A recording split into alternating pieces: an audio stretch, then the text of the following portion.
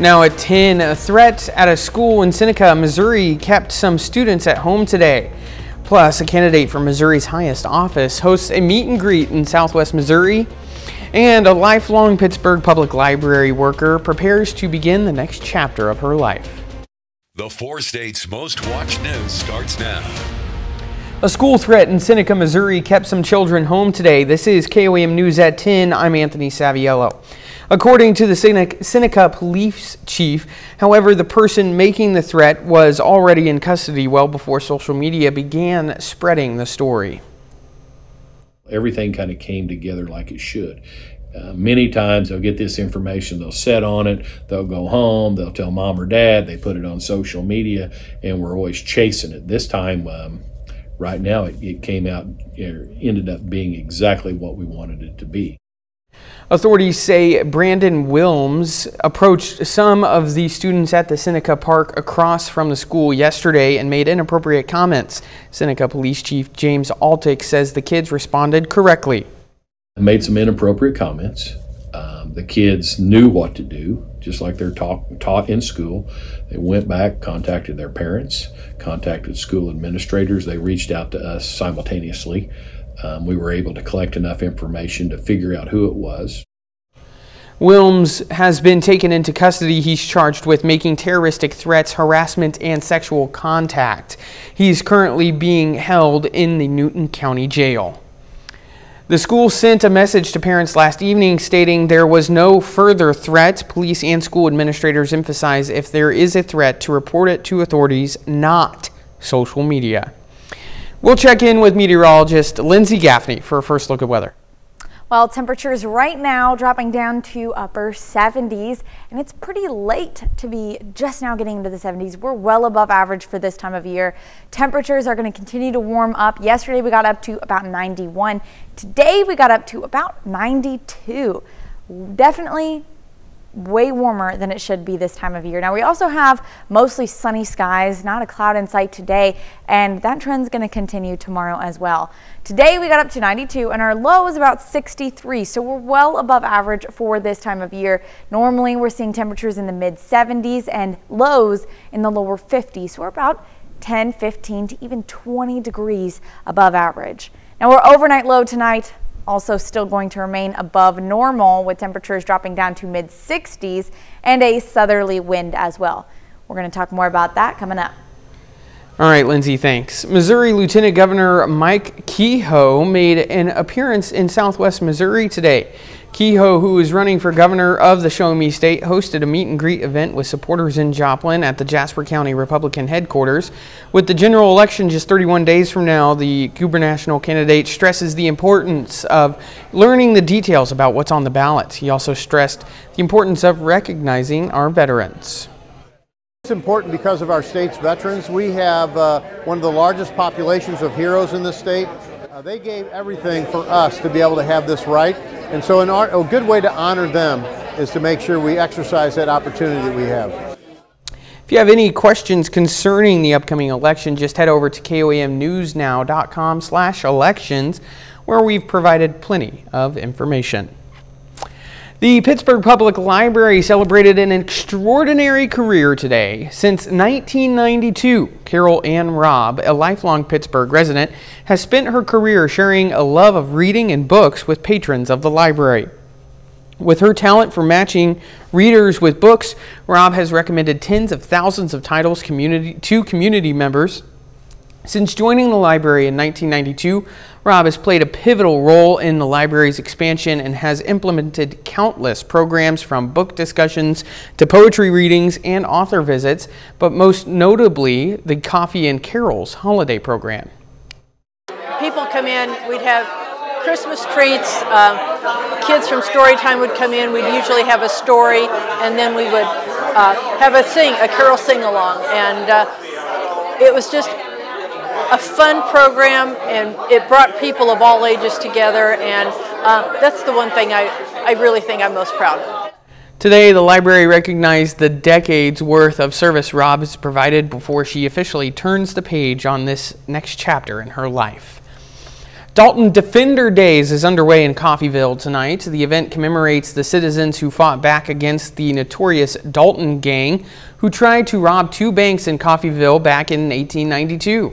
The director of tourism says it marks a pivotal moment in Coffeyville's history because it shows the strong resilience residents took to stand their ground.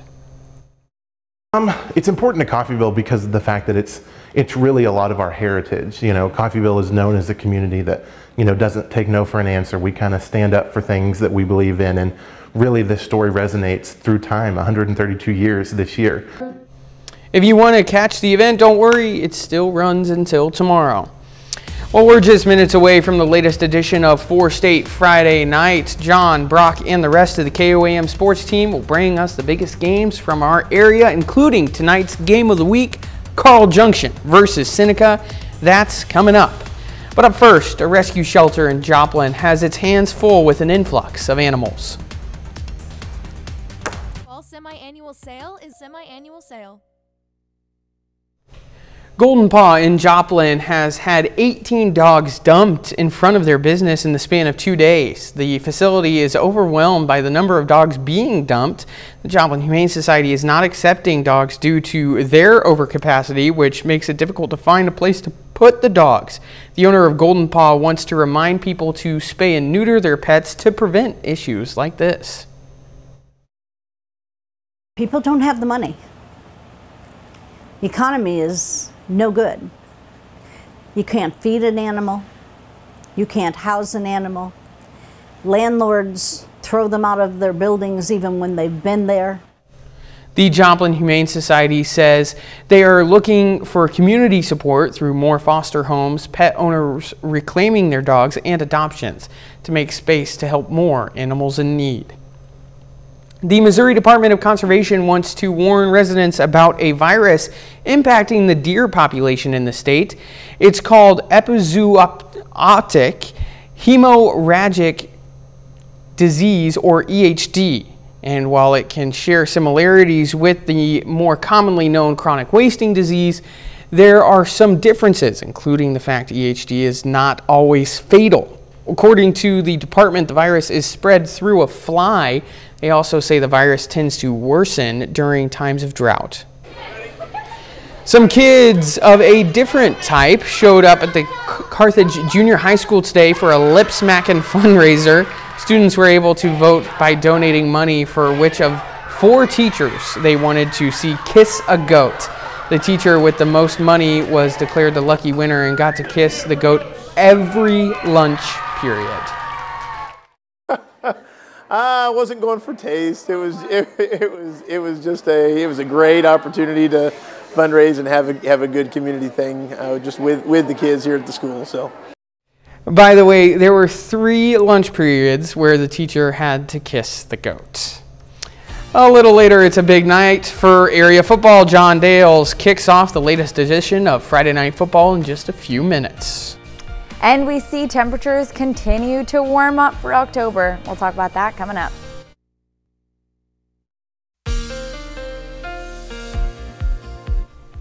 Well, it's been unseasonably warm for this time in October. We're now in October and it's in the 90s.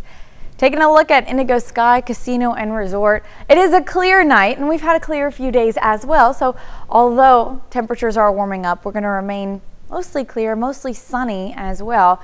We don't really have a weather pattern shift until next weekend. So we're not seeing any type of changes really until then. Now tomorrow, a little windy because we do have a wind shift line moving in.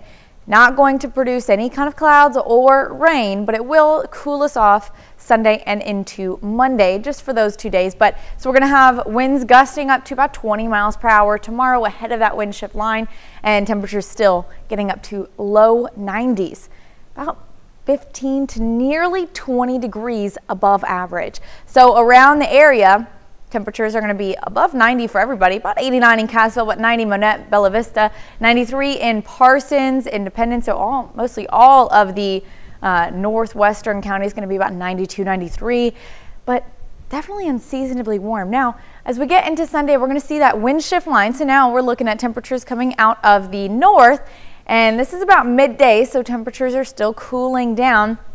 Northern counties are going to be in the low 80s, so definitely much cooler. Southern counties still in the upper 80s, maybe low 90s, so a little bit warmer. But then by Monday, we're really cooling down. So we've got a couple of days where we're going to see a break in the 90-degree weather. Temperatures on Monday in the mid 70s to the upper 70s to even low 80s. So that is about what we normally should see for this time of year. However, it does not last long. We warm right back up afterwards after we move past Monday. So this is Monday morning. We're going to have that wind shift line due to low pressure that's still a little too far north for us to get any rain from it.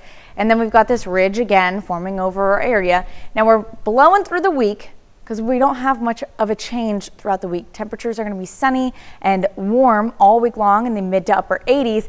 But flashing forward to next Saturday, where we're going to start to see a few pop-up showers possible, maybe an isolated storm or two. And then even by the end of the weekend, a low pressure system that's up in Canada starts to shift further south. And we're going to start to see that cold front moving in. As you can see, maybe even a little snow. Not near our area, unfortunately. We're not quite there yet, but near us. So that means we're getting there. We're getting closer to those cooler days. So for most of the week, temperatures are going to be sunny, warm as well. Minus Monday and Tuesday, a little bit cooler. We warm right back up to the upper 80s. And then we have a slight chance of storms next weekend. We could use all the rain we could get. I'm just so ready for the cooler temperatures. Yeah. I'm 90 degrees in October. Nobody told me that this is how the weather would be when I got the job. What? Well, I guess that's my job, huh? That is your job, and you should have known that. Just told on myself. Dropping the ball. That's okay. All right, thanks, Lindsay. Well, we're out of here, so we're getting ready to hand it over to Brock and John and the rest of the KOAM sports team. Friday night football straight ahead. KOAM TV. You're watching 4 State Friday Night, proudly sponsored by GN Bank, Crawcan, Sticklin & Sticklin Law Firm, and Macco Builders. Hey, welcome into 4 State Friday Night. I'm KOAM Sports Director John Dales. Let's waste no time, get right into our game of the week. Seneca looks like one of, if not the favorite to win the Class 3 state title. The Indians go on the road out of conference tonight. It's homecoming night in Carl Junction. The Bulldogs try to stretch their winning streak to 5. Their opponent, Seneca. Indians are 5-0. They've won every game by 21 points or more. First Seneca drive, deep in their own territory. Caden Klaus keeps it on the quarterback counter, and he picks up 50 yards before he's wrestled down. A couple plays later, Klaus again keeps it and goes right up the middle into the end zone for a touchdown. Seneca leads 7-0 on the road. Next Indian possession, pinned deep again, jet sweep handoff, goes to Tyrone Harris. He makes a couple of defenders miss, and he's off to the races. Finally pushed out of bounds. That drive ends with another Seneca touchdown. Carl Junction with the ball, down 13. Mason Gilbert rolls out, fires to his receiver. Ball gets tipped around and intercepted by guess who? Klaus. He gets the interception, returns it inside the 5-yard line. Seneca steamrolls Carl Junction, 56-7 on the road. Indians improved to 6-0 on the season. Now an all Big 8 battle. Lamar Tigers host Nevada. It's the battle for the Silver Tiger. We start this one out with Lamar on offense. Cooper Hahn takes the quarterback draw here, and he's going to race into the end zone for a touchdown. Tough physical run. Lamar scores there. Second play of Nevada's first drive. Will Jackson is going to take the outside handoff, and he gets some space behind the Lamar defense, nearly gets all the way to the end zone, but touchdown saving play here gets pushed out just shy. We go ahead. Next play, later on, it's John Collins, takes it to the outside, and he scores a touchdown. Nevada takes the lead and just doesn't surrender it. They win a close one, 20-19. They control the Silver Tiger Trophy for the first time since 2004. Moving over to the COC, Carthage is coming off a dominant road win against Willard.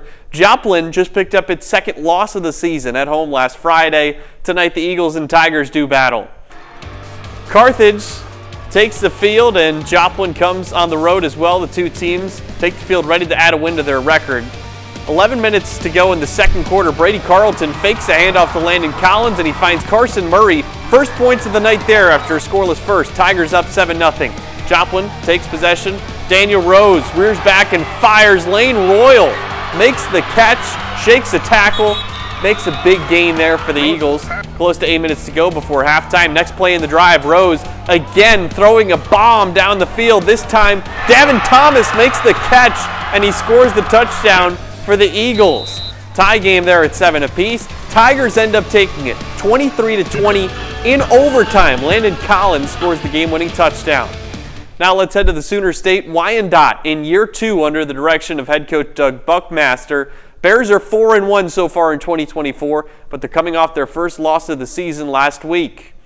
First home district game of the season for Wyandotte. They welcome the Comets of Kansas, Oklahoma. No score midway through the first quarter. River Stovall drops back and delivers a dime to Mason Brown. He goes down deep in Kansas territory. Big play, gets the sideline fired up. Later in that drive, Stovall goes right to his tight end, Mason Brown again. He makes the catch, and he scores the touchdown. Wyandotte leads 7-0. On the defensive end, this snap dropped by Seneca Steele. Kason Threet puts him to the ground for a quarterback sack. Bears defense gets off the field after a 3-and-out. Next Wyandotte possession. Stovall looks to go deep again on play action. Tayton Threet high points this and breaks away for a touchdown. Bears lead 14-0 at that point. However, Wyandotte shut out in the second half, and Kansas comes all the way back to win 21-20. And as we head to break, here's some more scores from around the area.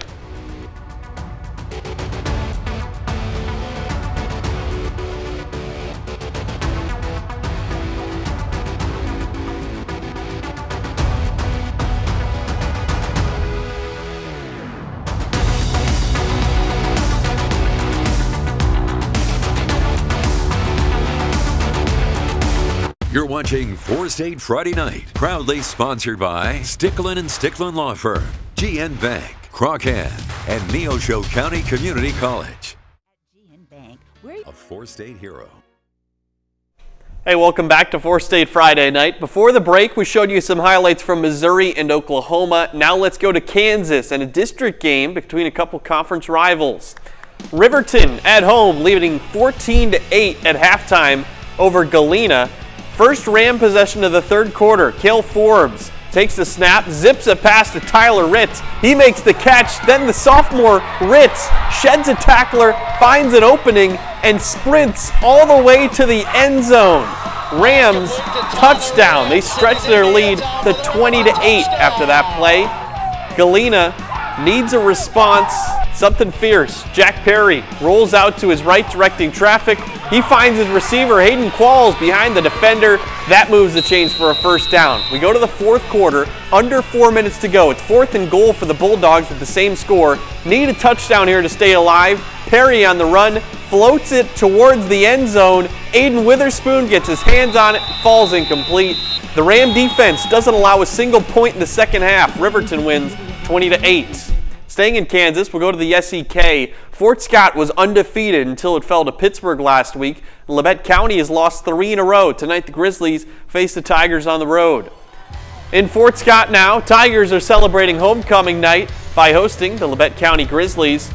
And Labette County wastes no time getting things started. Aaron Wyrick unloads the deep ball for his running back Jamal Jackson. He makes the catch and takes it all the way 70 yards to the house for the touchdown. Next Tiger possession. Fort Scott trying to respond. Lennox Van makes this nice off-platform throw to his receiver Ty Marbury. That'll move the chains, but it's all Labette County defense from here on out. Tigers trying to pass again, but Roper Bradfield knocks the ball free. That's a live ball and a fumble. It's recovered by the Grizzlies. That'll give them a field goal. They take the lead at that point. We go ahead to the second quarter. Tigers back on offense. This pass deflected and picked off by Camden Good. Grizzlies defense gets its second takeaway of the night, and Labette County goes on to win this one in tight fashion, 16-14 the final. and we always like to show you at least one 8-man game here every Friday night. That brings us to St. Paul. The Indians are off to a 2-2 start to their season. They host 3-1 Central Christian, who makes the trip over from Hutchinson. Homecoming night for St. Paul. Indians taking on Central Christian Academy from Hutchinson. Strong start for St. Paul, not even a minute into the first quarter. Speed option, they flip it to the wide receiver Preston Heitman, passes it to Jackson Beechner, and he's gone. Indians with a little trickery, and they get on the board first. 6-0, they lead, but Central Christian comes to play tonight. This run by Cale Kuhlman gets them inside the 5-yard line before he gets knocked out of bounds. A play later, Nathan Reed, the quarterback for the Cougars, with a pass to Kuhlman, flips it to him, and he gets in for the easy score. Cougars take the momentum, they run away with it. Later on in this contest, punt gets blocked, picked up by Central Christian, and returned for a touchdown. Just not St. Paul's night. Indians fall to Central Christian 52-6. That's all the time we got for you on this edition of 4 State Friday Night. As always, though, we invite you to join us on Fox 14 Press Box. That's our 30-minute show with many more scores and highlights from across the 4 states. We get started at the conclusion of Fox's college football coverage, and we'll see you there.